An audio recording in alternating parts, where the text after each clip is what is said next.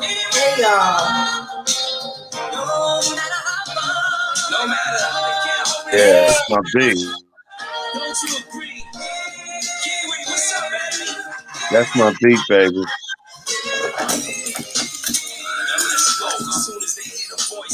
I love that beat. And I ain't even in the game, but as soon as something happen, who the first one they blame is you. Your time, you a lame. Stop mentioning my name, my nigga. Why you worry about it? Why? I'm in a group meeting. That's the Took beat. now it's just Luch P.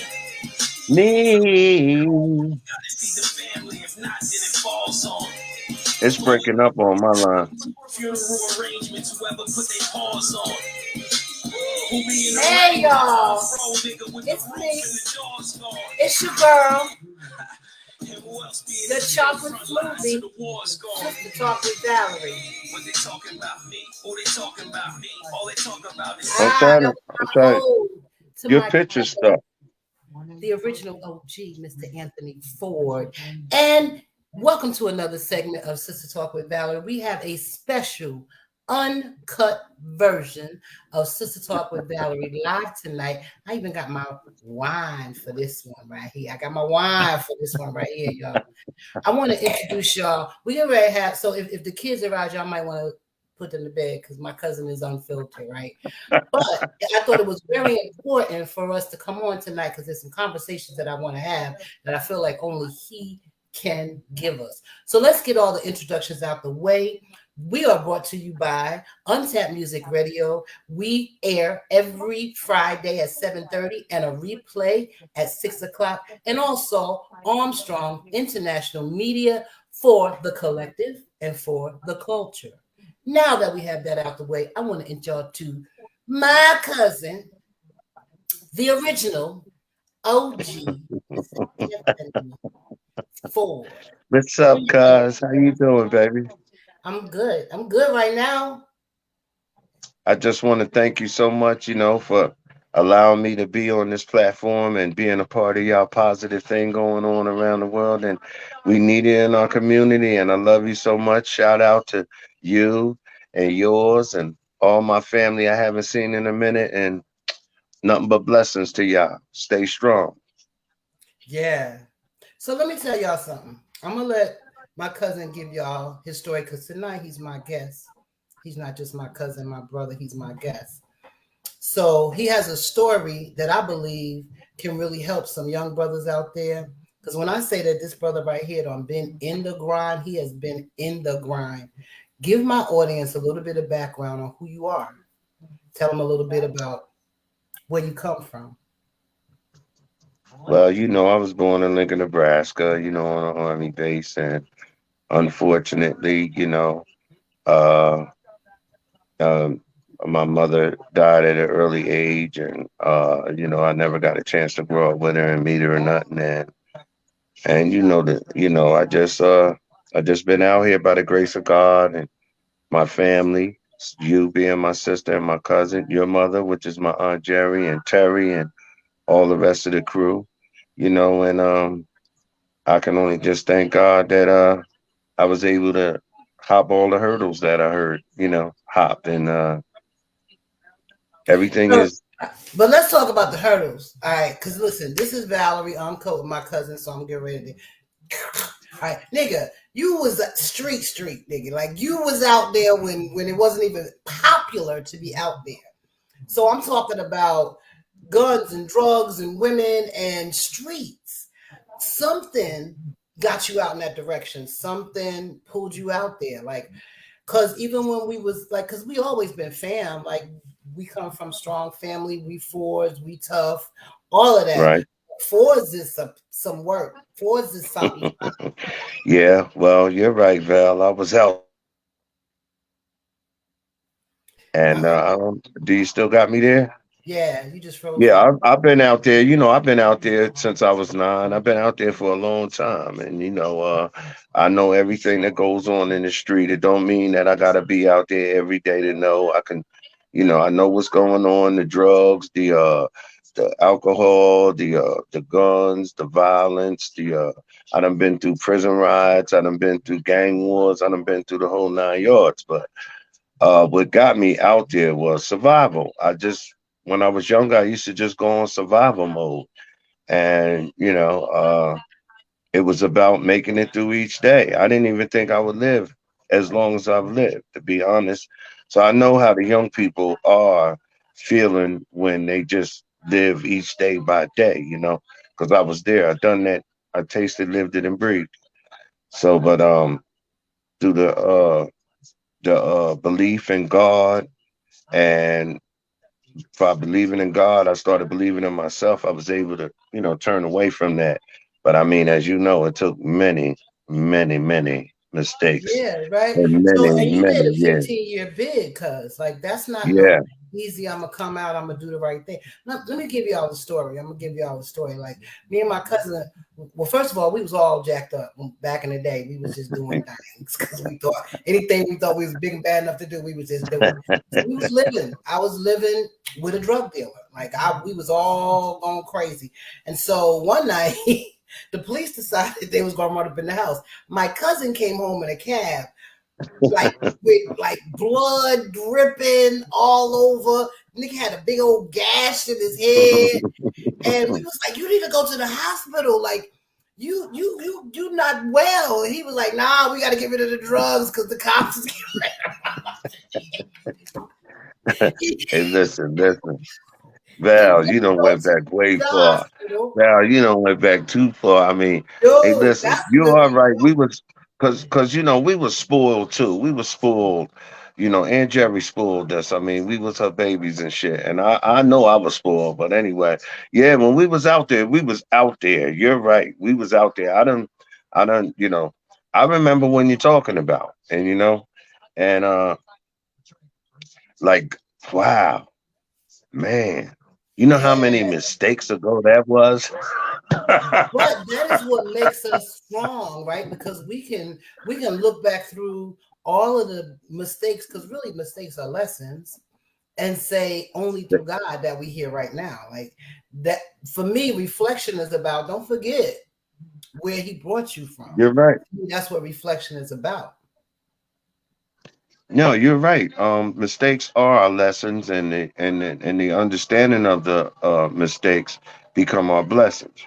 Once you understand, and take responsibility for the mistake that you made, that's when you're able to get your blessing and spread it to the next person. Like that's why I'm proud of you till today, because of the simple fact that once you get to a certain point in life and you see what's going on in our community, and we wish more people would step up and do positive things like you're doing right now to try to really get people to you know s- kind of like come to the light a little bit, and But it's not easy. How do you get so for instance, right?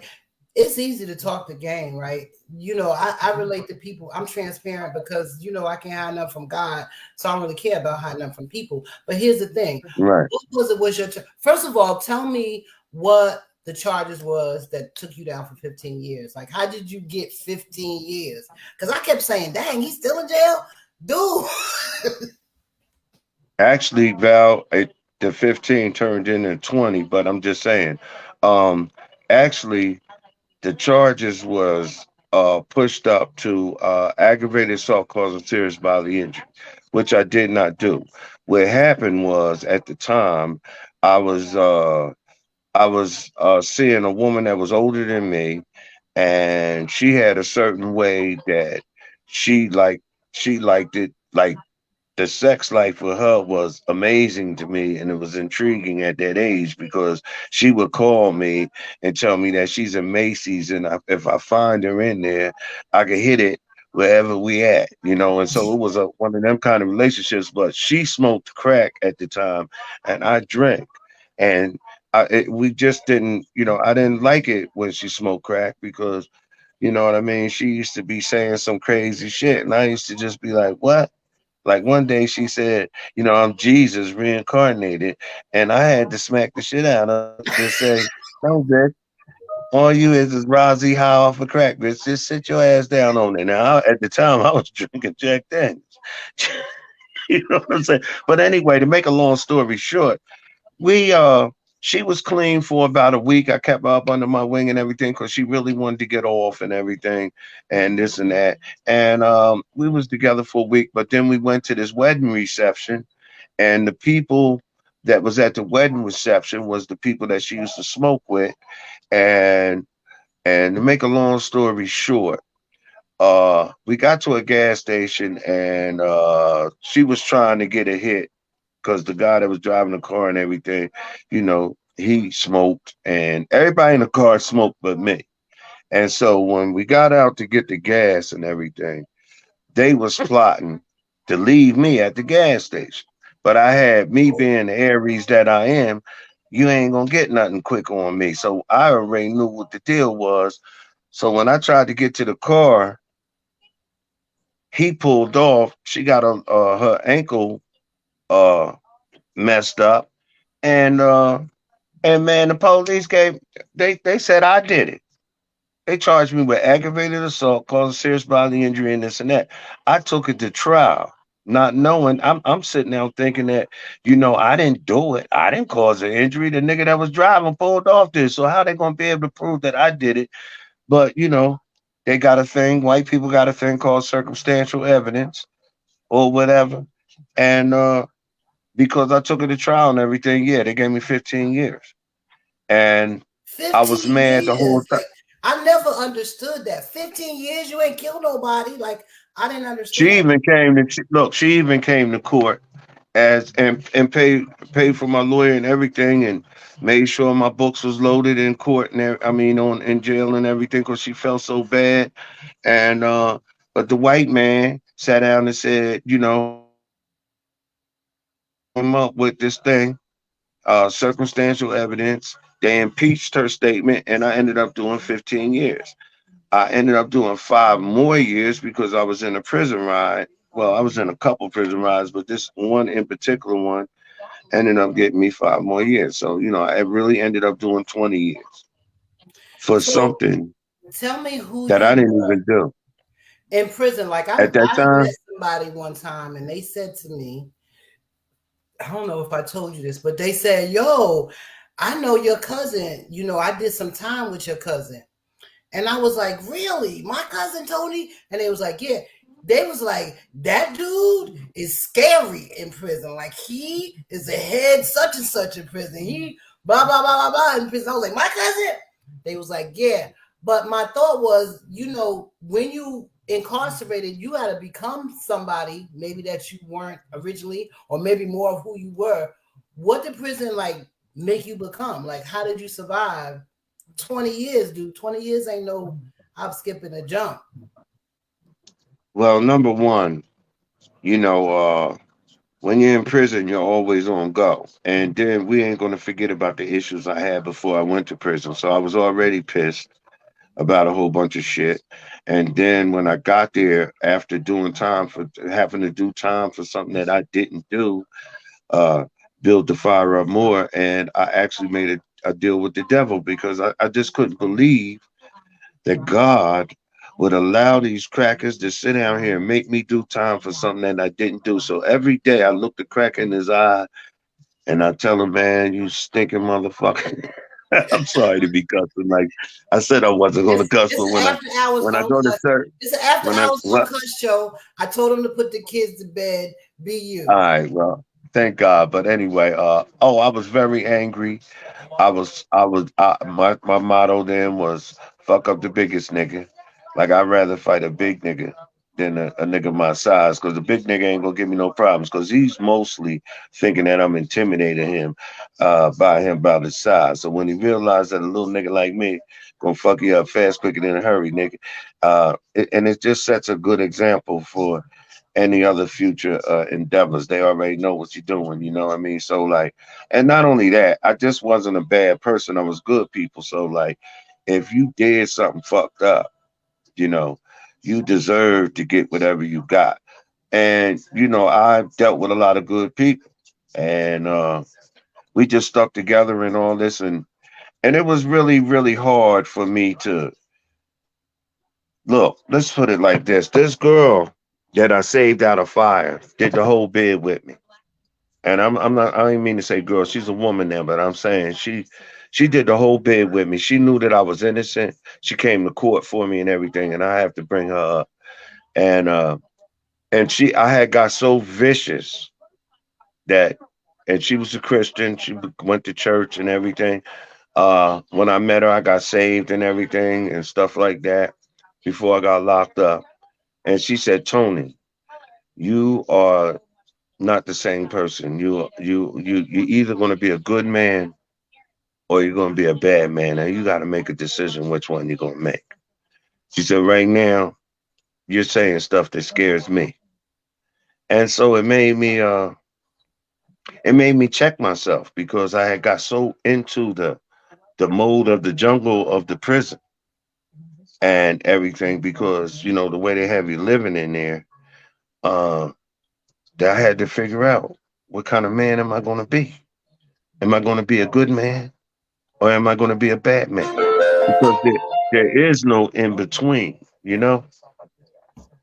You know what I mean, Val? I Even said do, it but even, huh? I don't. I understand what you're saying on that aspect, but I don't know what it's like. I never did time. Help me and help my audience understand. Like, we got a lot of brothers behind bars, and when they come out, a lot of times they're not the same people. But we can't even possibly fathom what our brothers have to go through. So you have to share that with me. Well, first thing, it's a whole psychological thing. And a lot of brothers that you think is tough out on the street, they really not. They fall apart. They fall apart, Val. They really do. And I'm telling you, you'd be surprised. Uh, when you can't, like these young brothers don't understand. They be out here doing all this wicked stuff, but they be high. And so, like, they just on this fast track and they high. When they get locked up and the white man give them 15 to 20 years or 30 to 40 years, these niggas fall apart because they ain't understand that in that process, whoever was looking out for you, they might pass away. Something might happen to them. Or your girlfriend gonna leave you straight up at the door, nigga. You out the game, motherfucker. And they fall apart pieces by pieces by pieces by pieces. So you really have to be a strong individual to make it through the prison and come out and become a strong man. Because a whole bunch of strong undercover faggots is coming out of that motherfucker. And some of them, a whole bunch of them niggas is wearing goofies. I'm sorry to say the truth. I'm sorry to say it, but there's nothing in life that should surprise you. But I'm just saying, like, for me, because I believe in God and I'm just the way I am. I was able Did to you come believe in out and God when you was in prison, though? Did you believe in God when you was in I prison? believe that God for the first uh 10 years, I believe that God had let me down. I just didn't believe that I couldn't believe that he would allow these crackers to lock me up off of some shit I didn't do, hype up the charges and everything, and make it like I was so dangerous and so bad of a person, that I deserved to do it. And it wasn't even like that. And the hurt piece was, for the most part, was that the girl that they said I did all this to was still communicating with me, crying and all this old bullshit. That's what was really making it so painful for me because you got women out here that will use the system against they boyfriends or whatever for whatever reason. And it was just crazy. I can't I went through so many different emotional shits. All I could tell you is that the white man understood one thing about me. He knew that I was the type of person that I could convince a lot of motherfuckers to believe in me and what I was saying and stuff. So he dealt with me with like oh yeah, this is one of them smart ass niggas. We got to keep an eye on him, you know. But I always made sure I looked that crack in his eye. Even till the day, I looked that crack in his eye and I say, listen, fuck you in the boat you came in on, motherfucker. Turn your TV down in the background, babe. Oh, I'm sorry. I'm sorry. So for 10 years, you mad at God. For So for 10 years, yeah. It wasn't that I was mad at God. I just wasn't. I just was like, because of the situations. Like I said, I was in prison riots. Niggas was getting raped. Niggas was getting chumped, and you just couldn't be a smiley, go happy go lucky person. You had to be on go. You people was trying to. It's all kinds of survival modes through prison.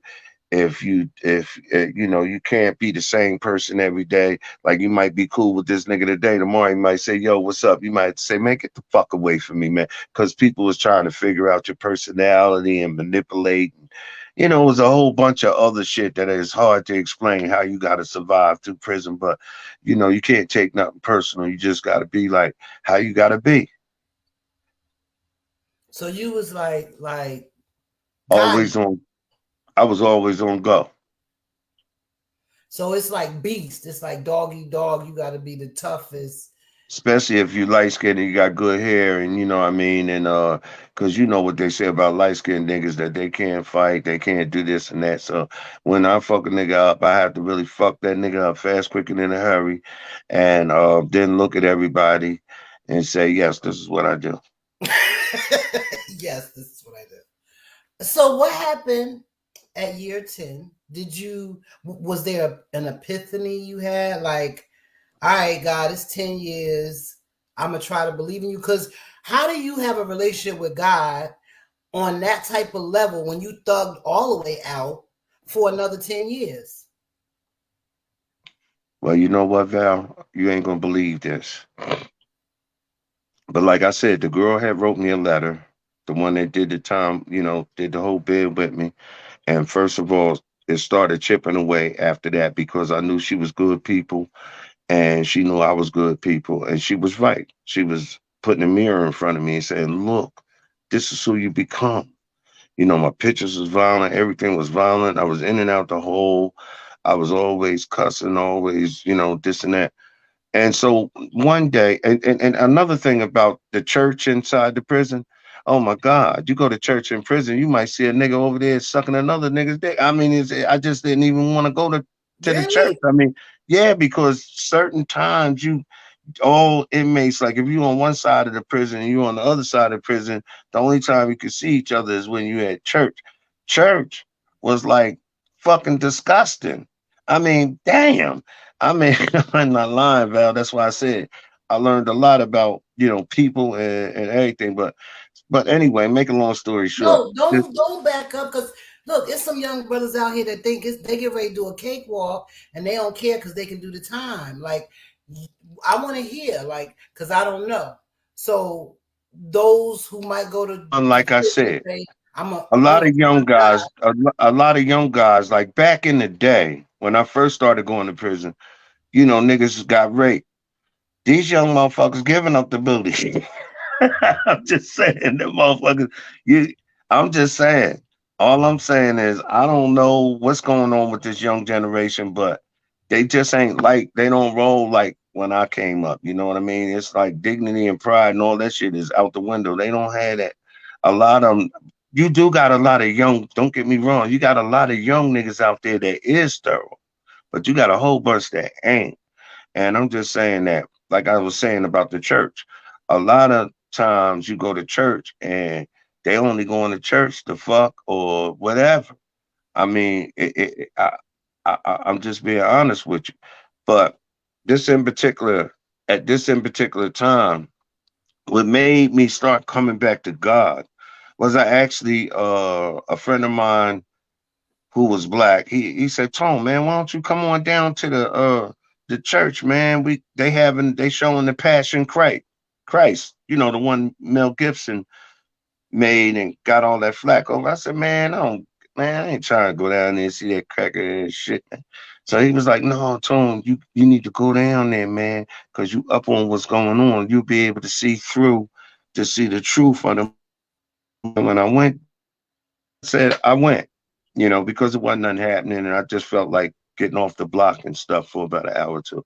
And I seen the Passion Christ, and I seen the ass whooping that Jesus took. And it was like amazing to me. It was just amazing that God would, send Jesus down here to be crucified and bad. All he tried to do was help people. And when I seen that, the whole movie, I'm sure you've seen The Passion Christ. The whole movie was him getting his butt whooped. And I just went back to back to the block after that. And the only time I could cry was in the shower when I take a shower, because then I could explain why my eyes is red or whatever.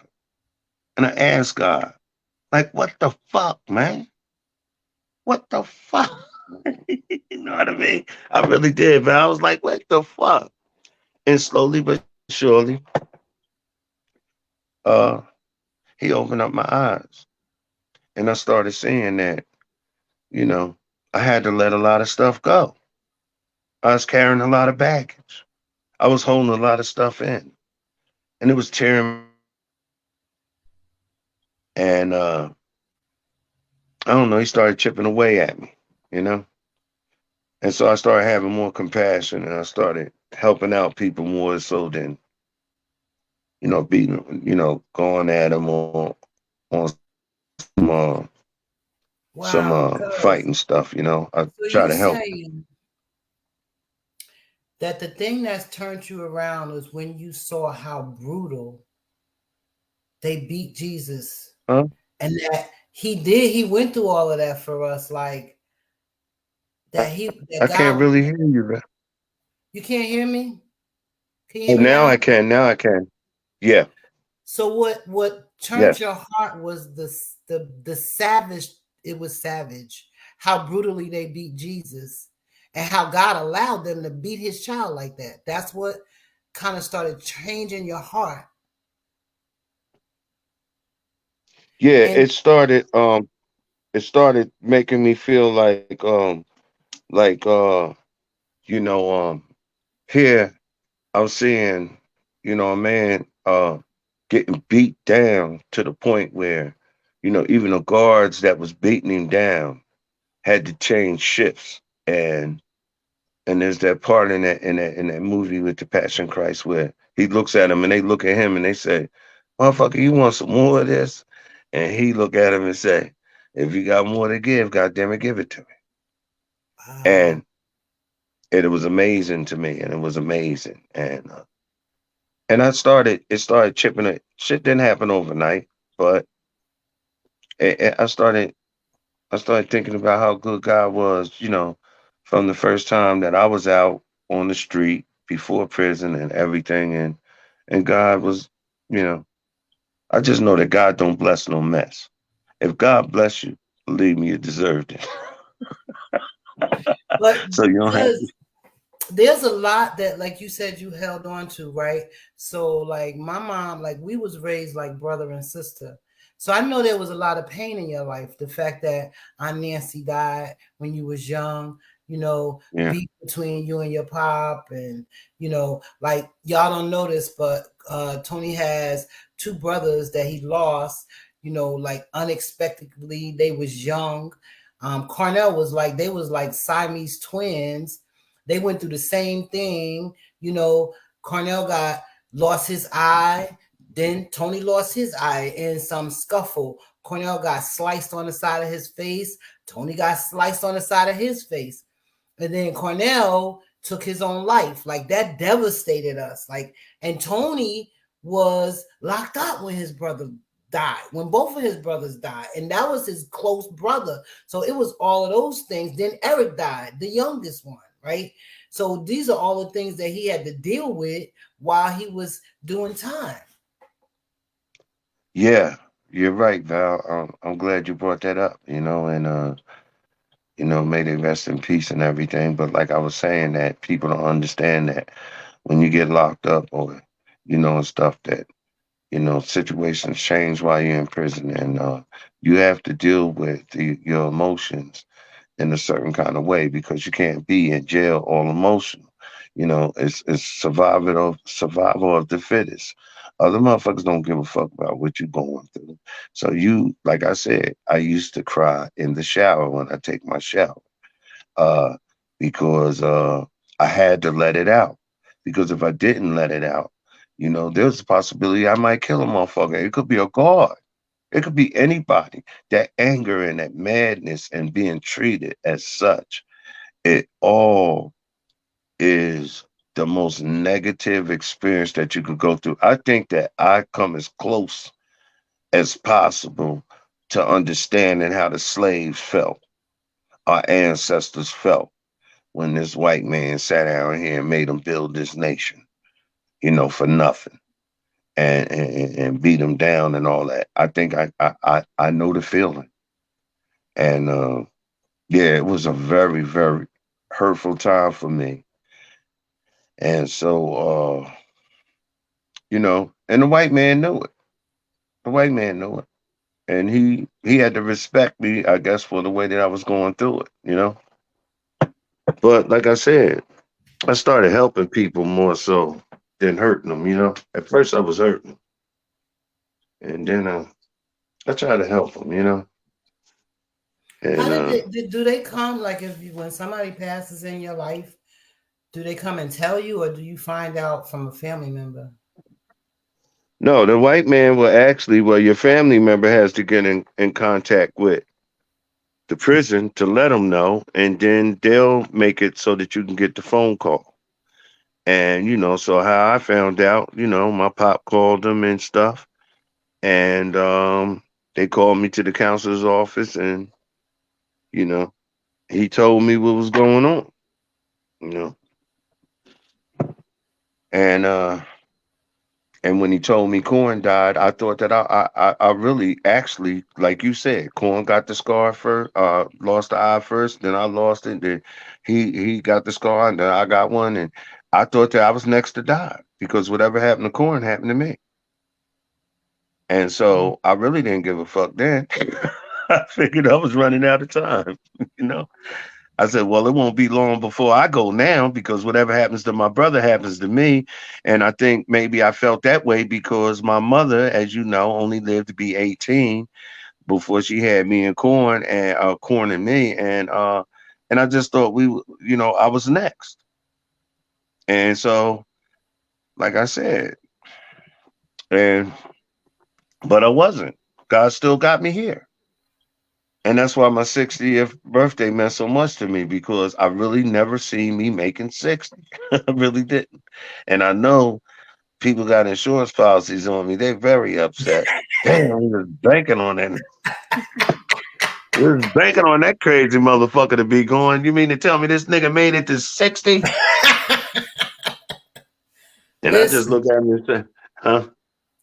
You and me both. Like, can you believe it? You like all I know, I still remember, like you always talk about your memories. I remember when we was in Hillside. We was Yeah. living the life. Mommy had that, that gas station diner, and we was doing all kinds of the old English bottles and the partying and Oh my God. I remember when Aunt Jerry went there. Then she said, what are you doing? He got all them old English bottles in there. I was saving them. I was like, I don't know. I was on some crazy shit. The trophy. And Jerry said, get that shit up out of my den. I had like 100 of them, didn't I, Val? Yup. Collected She said, what are you? I collected them and stuff. And Jerry said, boy, you better get that. I'm going to tell you something, man. I miss Aunt Jerry so much. That Aunt Jerry was like, Val, when it comes down to my mother, what upsets me so much is that it took me so hard to get information about her, trying to find out who I was. Like my pop, he never talked about it. Still to the day, he don't say much. And like there ain't no pictures and stuff like that and this and that. And like, so I don't get along with my pop because he's a very selfish man in my eyes. I only give up my opinion. But I'm only saying when it come down to me, and I do have that right to say how I interpret our relationship.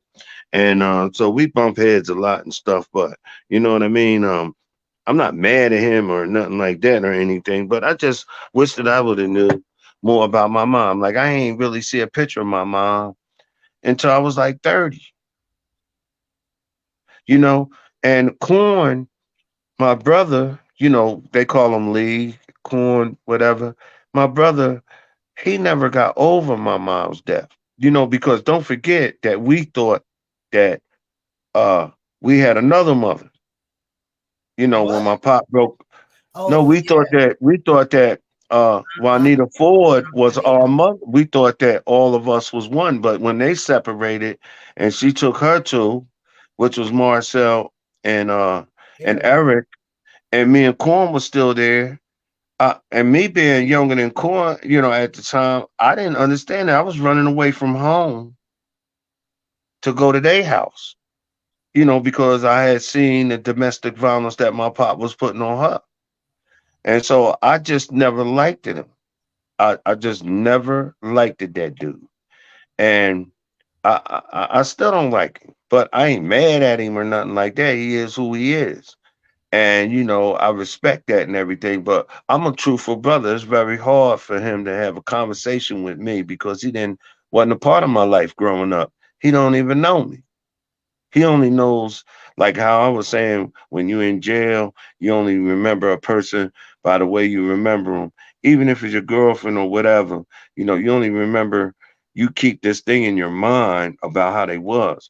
But they evolve, situations happen, they change during the process. So actually, right now, my pop don't even know me, really. Like I don't even think that he could deal with me because I'm a truthful person. Uh and I don't have no shame in my game, you Yeah. know. Wow, Yeah. cuz. So tell me about, I want to hear about the last 10 years of your stint, cuz you got out and went back. Like you got out after the 15 or the 20 and then you went Yeah. back. So what was that about? Right. Okay. Well, when I got out, I had seen that our community was fucking different. Like, when I got out, young kids, young men didn't like older dudes. So they was ganging up and they used to catch old heads and beat them up. And when I got out, the community was in shambles. It was like a silent bomb hit it. Respect, integrity, uh, all that shit went out the window.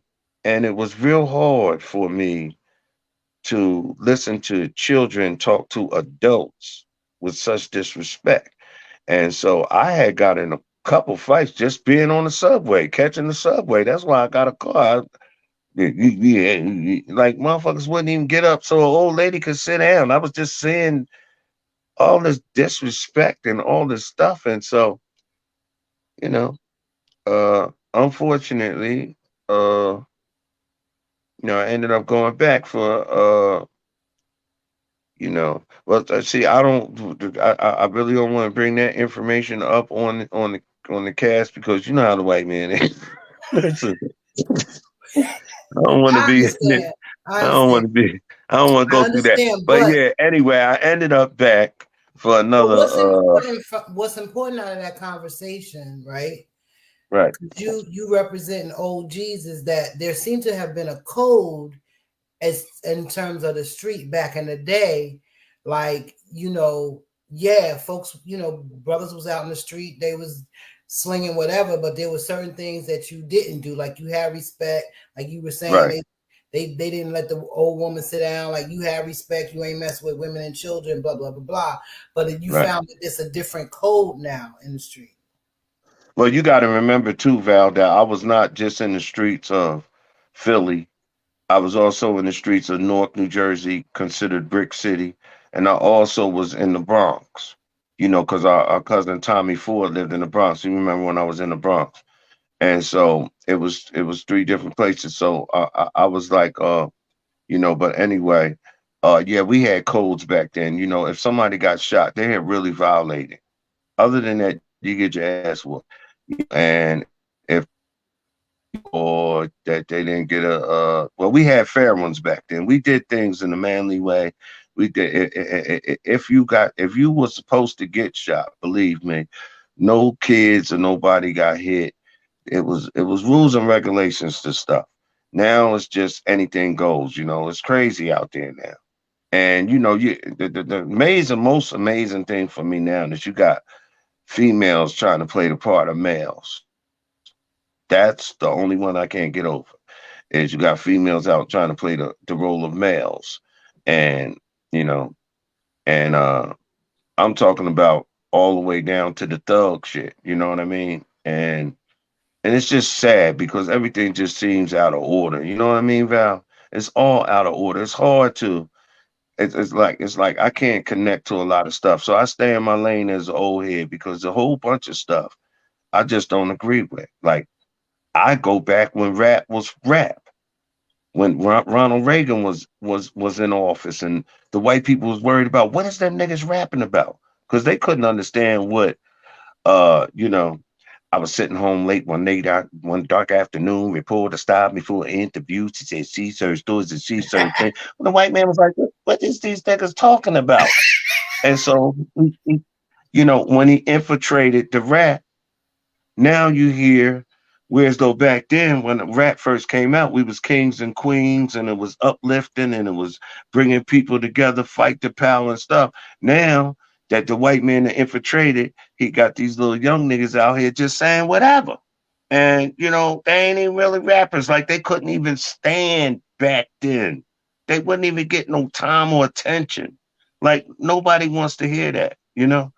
But anyway, that got a lot to do with why our community is going down because we're not bitches and hoes. We the strongest people on this planet, America, Absolutely. without the black people.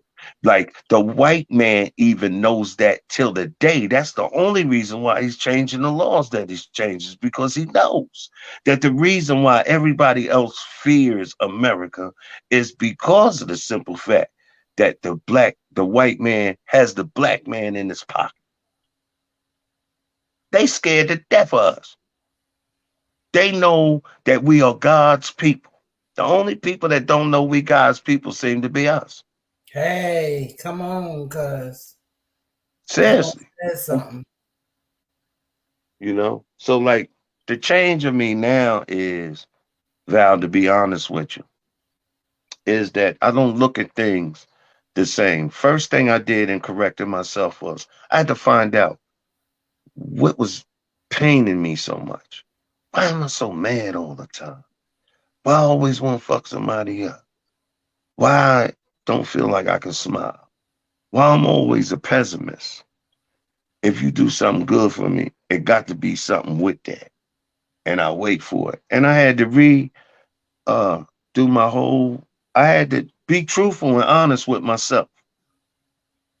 And, and once I started doing that, little by little, I started changing. And then I had to stop spending so much time with people that wasn't where I was.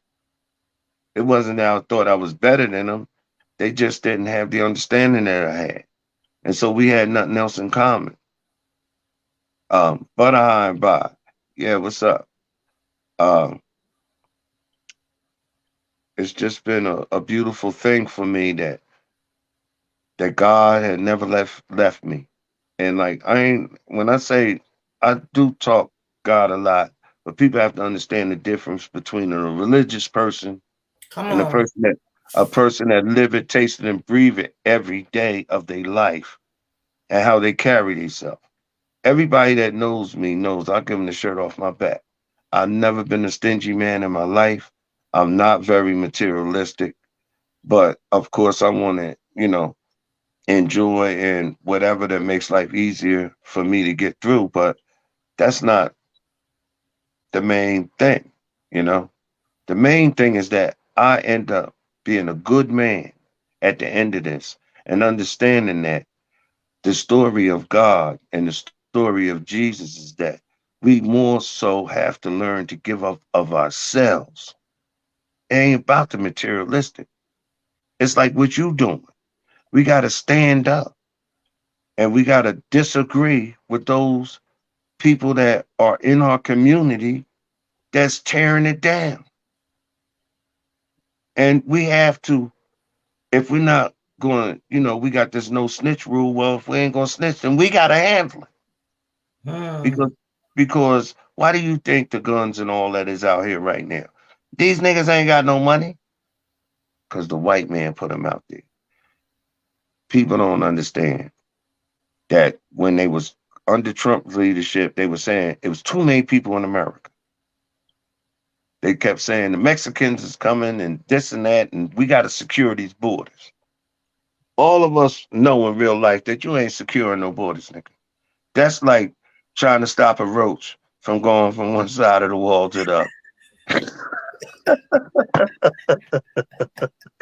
Nigga, that roach is gonna get the fuck through there. You hear me? Unless you kill him. And you better get the right raid, because that nigga, some of that raid, they just get high off and they be all, nigga, that what? Get some more of that shit, nigga. Hey, bro, I ain't bullshitting. Roaches. Hey, listen, roaches will get high just like the bees. They get high off of wine. You ever see the wine nose? The bees always around. They give me some of that shit, nigga. I ain't gonna sting you. I'm gonna sting whoever come over here and try to take this wine from us, nigga. I'm on your side.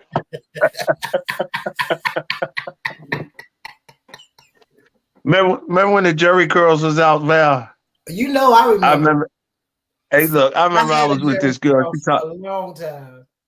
Hey, but listen, I remember I was with this girl. She had the Jerry curl. She talked about Tone, remember it was that big bottle of Jerry curl juice for what was it, $5? She gonna talk about, come on, Tone, you gonna give me $5 for, I said, what? That's my motherfucking beer money, bitch. Every time we go through the park, all the fleas and everybody come around, hang around, and swing around your Jerry curl trying to suck the juice out.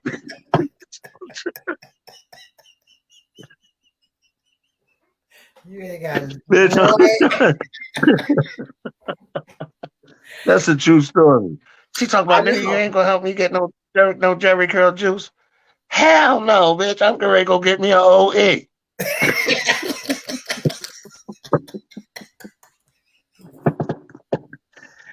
Yeah, but anyway, all about the Jerry curl because I stained up a lot of couches with my Jerry curl juice.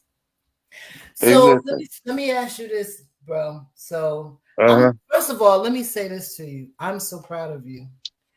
And Mom would be so proud of you, right? She loved you. You was her son. And we ride or die. Like, we've gone through so much together. Like, our family, we ride or die. And we gonna always ride or die. And now now we have reached the stage where we are the elders that we have to look up to because they're gone. Yeah. But I'm so thankful that we recognize who God is. Yeah. And I'm so thankful that. And I will never forget, before Aunt Jerry died, she called each and every one of her children into the room, and she had a personal conversation with each and every one of us. And Aunt Jerry, let me tell you something. She is the most amazing woman that I ever met in my life. I look at Aunt Jerry as if she is my mom, just like as if, I came out of her uterus. And Val, Aunt Jerry is my heart and my soul. A lot of people didn't understand why I couldn't go to that funeral, because I could not, at that time of my life, bear. I just couldn't bear to see a shell of my aunt. Like, if you remember when she was in the hospital and we all went to the hospital and everybody was able to give her gifts, and I was down there in the cellar trying to sing 3 Times a Lady, because that was her best song by Lionel Richie. Yeah. And I went there and I sang it to her, and it inspired her, and she came home and everything. And man, I just love my aunt with all my heart. And I'll tell you something, that had a lot to do with me changing my life too, because Aunt Jerry told me way back then, she said, Tony, you're going to go to jail. You're going to go have a drinking problem. She said, but you're good people. You're going to be all right. She said, you're going to be all right. You're going to go through a lot. She said, but you're gonna be all right at the end. And I'm hoping that, this is the change. That's what keeps me inspired every day. You know, is Uncle Dobe leaving pieces at me. Don't worry about it, boy. I didn't grow up until I was 50, is what he told me. He said, I made a lot of mistakes too. And Uncle Dobe, your father was the Santa Claus of the family. Selfless, never stingy. If there anybody in the family had a problem, they went to see Uncle Dobe. And I will never forget when the police beat me down up there in Newark and I was in the hospital. Uncle Dove came. He picked that cop. That cop tried to give me a bag of M&Ms. I was like, I don't want this shit. Uncle Dove picked that nigga up off his feet. Look, my uncle picked that nigga up off his feet and said, what the fuck did you do to my nephew? And that cop was scared to death. But and then he gonna come to me. The cop gonna come to me. That's a big man. They knew Johnny Wallace. They knew Johnny Wallace. I was thinking about him today. I was like, that dude, as good as, like, I think that's what drove him and mommy together, because she saw his heart. But he was vicious. Like, he was a scary dude. Like, I was so happy that I was his little princess, because that dude was scary. He would knock a nigga out in a minute and think nothing of it. Like, yeah, Listen, that's what happened. Don't get it twisted. Uncle Doe could smack you and knock you out. I'll never forget. My pop was at Aunt Beverly house and all that and everything, and he hadn't seen me in a while. When I went there, I called him and let him know I was coming. And when I got there to the door, Val, he jumped up on me. My pop jumped up on me like, you know how them females do, like when they nigga come back from the service and jump up on the nigga and hug him and all.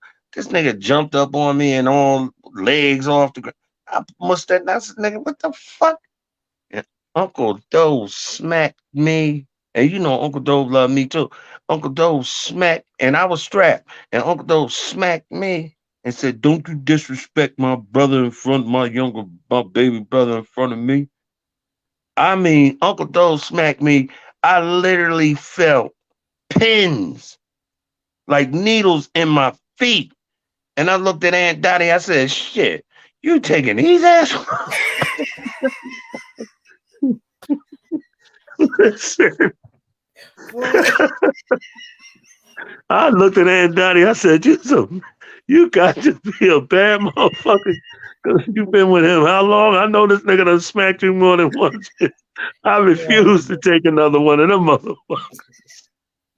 Uncle Dove hands, look, you got miniature Uncle Dove hands, and everybody in the family know it. I do. Uncle Dove had mittens. I'm talking about if Uncle Dove hit you. Lord have mercy. Hit somebody. Remember that dude he hit, and the dude couldn't hear for like a month. Man. You know what?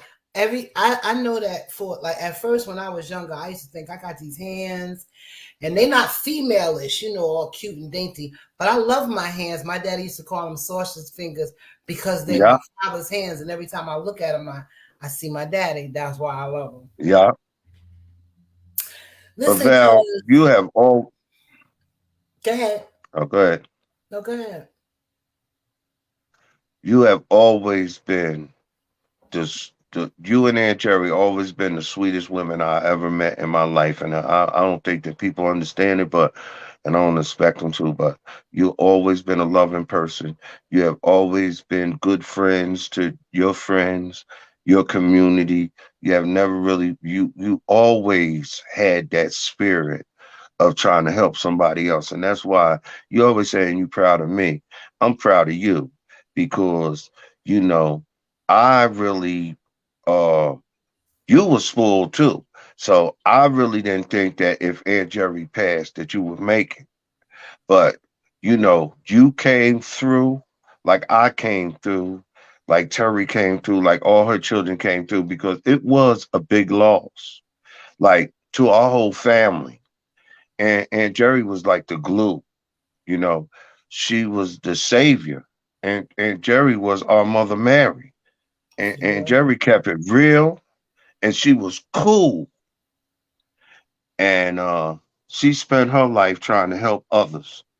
And that's what keeps me going, to be honest with you, because she comes and visits me often. That's why I don't believe that just because we don't see them anymore, that they're not here. They're here. All you got to do is let them in, and they'll help you. They want to help you get through and navigate through this planet. And so, but anyway, yeah, baby, you always been. I always wanted a chocolate girl, you know, but they racist. It's race.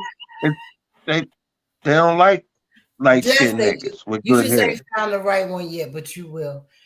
And you know what? I love you because I'm gonna tell you, a lot of people thought that I wouldn't make it because a lot of people don't know this about me because they don't know my history, but I was spoiled rotten from my mother Yes, you and was, Val. no, You I was know, I know. rotten. Because I was Val. spoiled though, people thought, oh, she ain't gonna make it. But what ended up happening Yep. is that my mother deposited her spirit in me. She left me her spirit, and it allowed me to almost sit in her seat semi, and I felt like I was supposed to take care of my family because that's what she would do. So she gave me the strength even when I was at my worst point, her spirit that she poured into me helped me to take the next step. And it continues to do that. That's why I say, Val, you might not know it, but you know what I mean? You are like the next Oprah. It's just that God works with us like that. We have to go through what I found out about myself. Let me just make this clear.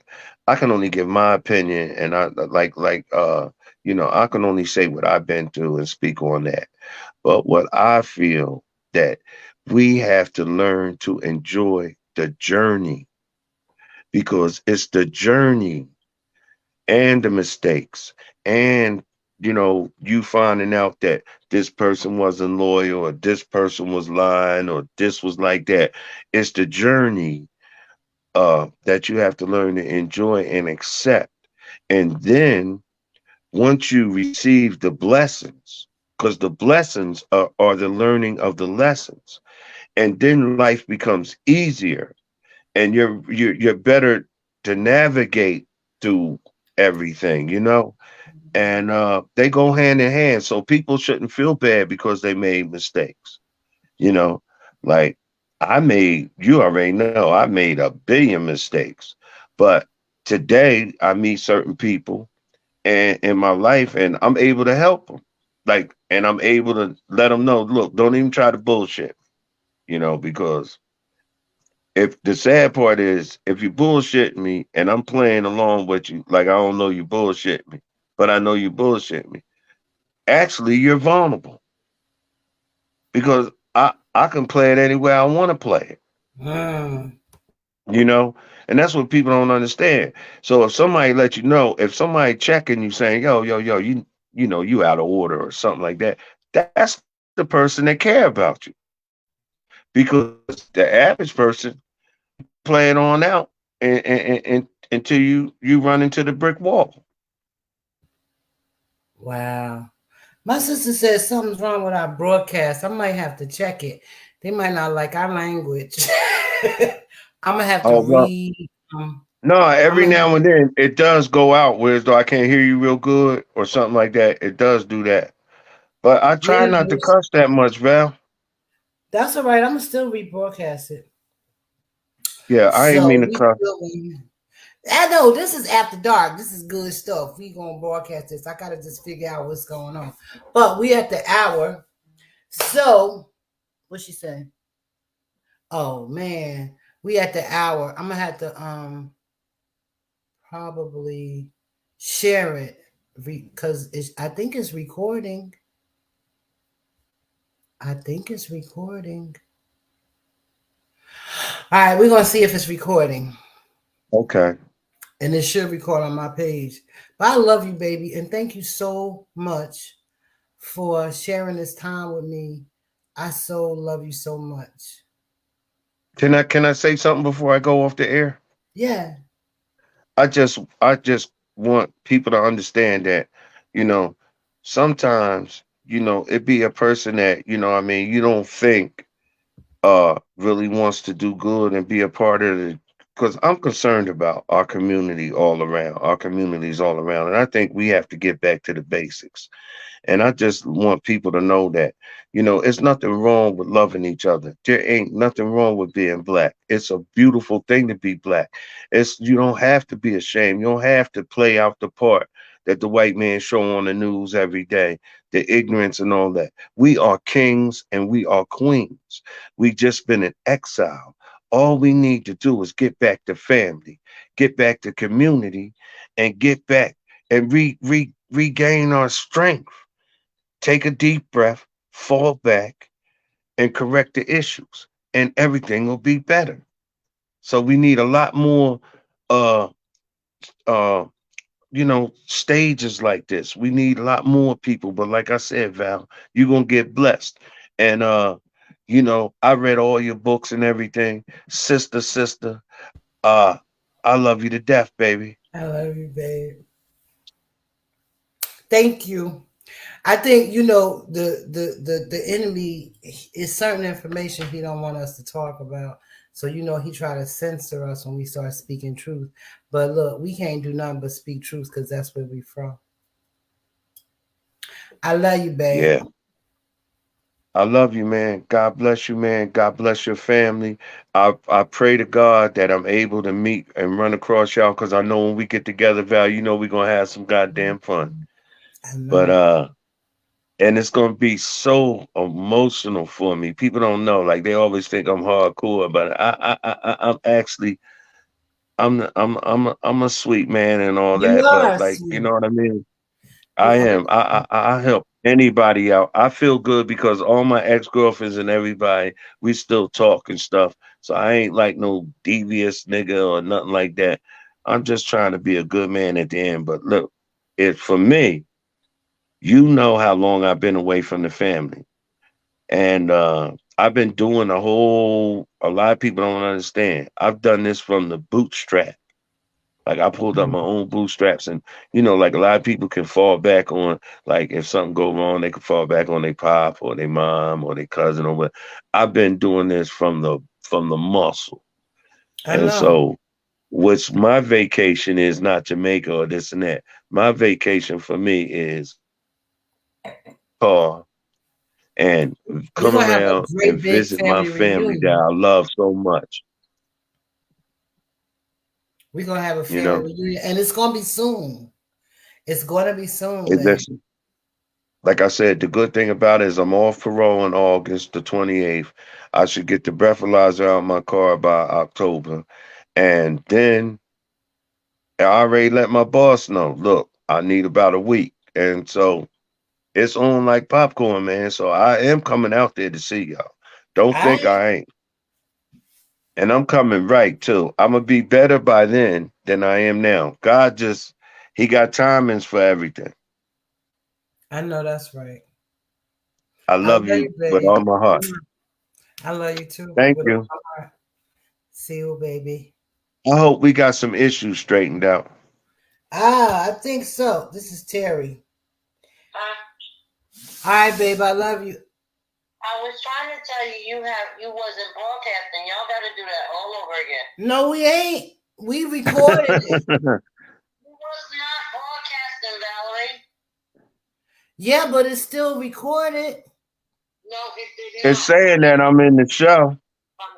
It was not broadcasting. It's nowhere. I was trying to share it.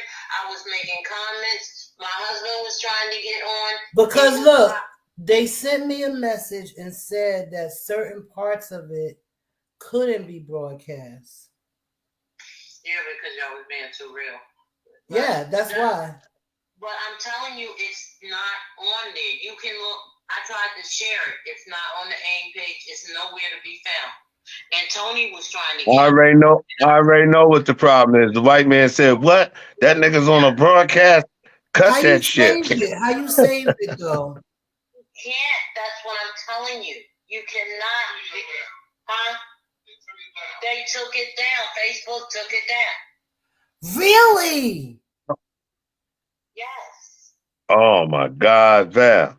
The cracker said we not letting that nigga do no talking. Wow, that's You have to do, Valerie. You either have to do it on Zoom or you have to try to do it on YouTube.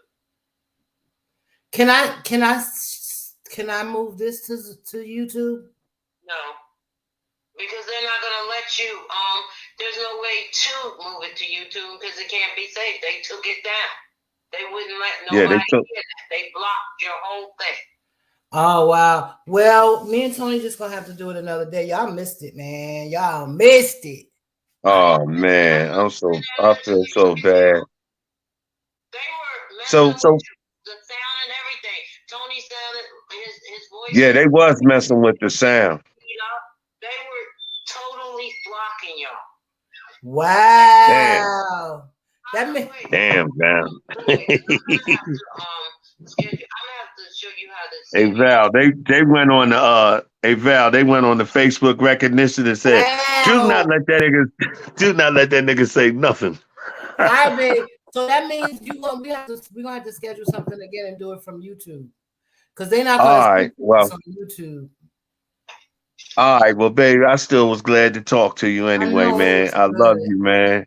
Hey, Terry, and let Terry and them know I love them, man, and all that stuff, man. I love you too. I was right with y'all. I was trying to make y'all remember.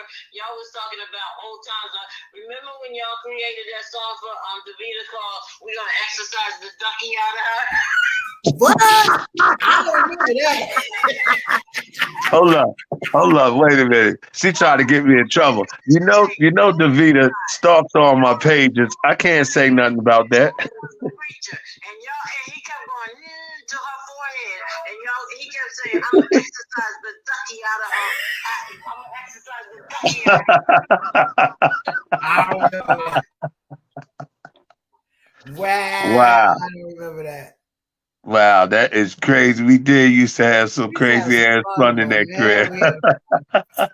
Oh my god. Especially if we all got high. Oh my goodness. Hey, one thing I loved about Aunt Jerry is she ain't had no problem with us smoking no weed. Her and Aunt Beverly being there tripping. Like, look at these nut ass motherfuckers. Crazy people. Dang, Terry, I'm really upset.